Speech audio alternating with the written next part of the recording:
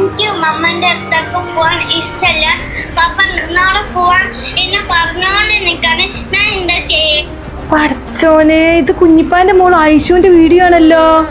ആ കുട്ടിക്ക് ഓളെടുത്തേക്ക് പോവാൻ ഇഷ്ടമല്ലെങ്കിൽ അവൻ എന്തിനാ നിർബന്ധിക്കണത്? ദയവ് ചെയ്തൊന്ന് ഫോണൊന്ന് വെക്കോ. എന്റെ ആയിഷമ്മള് എന്ത് പണിയാ കാട്ടിയ, എല്ലാരും ഫോൺ ചെയ്ത് ചോദിച്ചോണ്ടിരിക്കാണ്. ഓ എന്റെ മോളെ ഹബീബത്താത്താണ് ഇപ്പൊ വിളിച്ചത്. കുറച്ചൊക്കെ സഹിക്കേണ്ടി വരും. എന്നൊക്കെ പറയാൻ പറ്റാ. സംഗതി ശരിയാണ്, എന്നെ കൊണ്ട് ചെയ്യാൻ പറ്റുന്നൊക്കെ ചെയ്തിക്കണല്ലോ. നാട്ടുകാർ മൊത്തം എന്നോടാണല്ലോ ചോദിക്കണത്. പോവല്ലേ, ഇങ്ങോട്ട് വാ.